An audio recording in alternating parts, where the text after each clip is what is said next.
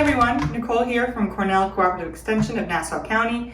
I'm one of the nutrition educators, and today we're going to be taking a tour through my pantry to see how we can create balanced meals using MyPlate.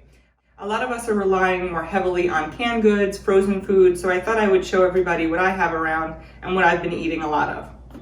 So starting with the protein group, I'm a vegetarian. I'm a lacto-ovo-vegetarian, which means I do eat eggs and dairy. My husband is not. He'll eat anything. So we do have a variety of protein sources here, animal and plant-based. So you can see that I have a ton of different types of canned beans, dried lentils. I can use those as a base for soups, stews, pair it with pasta, make chili. So it's going to bump up that plant-based protein, your iron, and fiber. But do remember that when you are getting non-heme iron, which is what you get from plant-based foods, you want to have a little bit of vitamin C with that. That's going to help us absorb that non-heme iron in plant foods a little bit better. So think maybe a little bit of lemon or lime juice, maybe some frozen bell peppers if you have those on hand to stir fry with those beans. I also like to choose pastas that are made from alternative sources, maybe not wheat all the time. So I have my Banza pasta here made from chickpeas, and this is my favorite, this is some edamame spaghetti, ton of protein, ton of fiber in there. Really delicious with tomato sauce.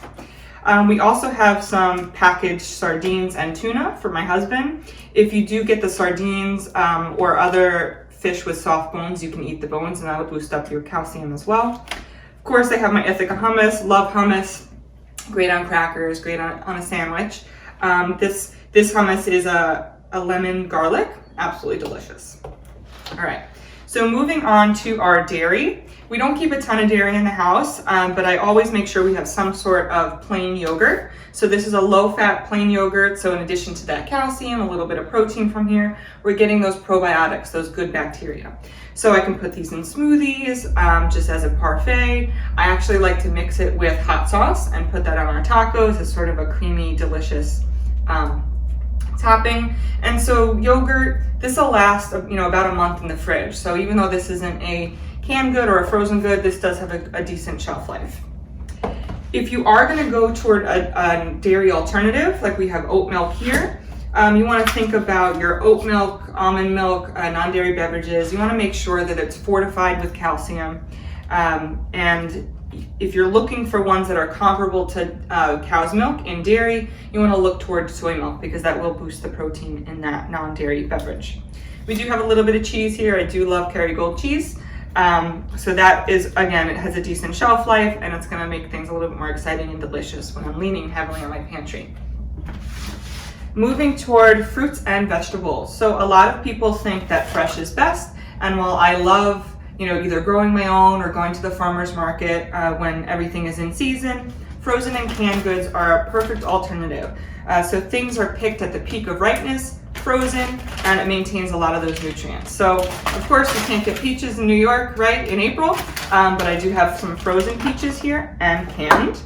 When I do canned, I make sure that it's not in heavy syrup, and this is canned in juice. So you can sort of drain off that juice if you'd like and add it to smoothies or toss it if you don't want to use it. But if we can find a way to use it, that's good too. I also have my canned tomato products, so canned and jarred tomato products. Again, great way to save that July, August tomato and make things a little bit more exciting and delicious. So again, making my own tomato sauce is great, but if I need, in a pinch, if I start with Cento crushed tomatoes, that's good too. Adding these diced with green chilies to my chili is great. If you do want to sort of avoid the amount of sodium that you get from canned products, especially canned beans, you can rinse and drain them. You could also save that liquid from beans to create aquafaba and experiment with that in the kitchen. If you don't know what that is, you can whip up that bean liquid into sort of an egg white substitute so it fluffs up almost like a meringue. All right, so back to my frozen veggies. I love frozen broccoli, great alternative to fresh. Stir fries, even just steaming and having alongside with some pasta. Frozen spinach, great addition to smoothies. A lot of people rely heavily on fruit for smoothies, but if you sneak in a little bit of spinach, you can boost that folate content, that iron, and of course frozen berries. Great alternative. Moving on to our grains. So I keep a variety of different kinds of whole grains in my pantry. So I have some quicker cooking farro I don't have any barley here, but we do like barley for soups and stews. My tricolor quinoa, my old-fashioned oats, so using that for oatmeal in the morning, but also using that in my baked goods, either adding a little bit to my banana bread, banana muffins, making cookies to boost that, again, that fiber. If you're going toward breads, so I've got this on sale. I got 2 loaves, froze one right away. Make sure on the ingredient label it has whole wheat or that whole grain that you're looking for. When we refine grains, we strip out some of those nutrients, so that fiber, some of those B vitamins. So you do want to make sure you're at least getting half of your grains as whole grains. And again, do a little investigation on that food label. All right, so not included on my plate, but still incredibly important are our fats.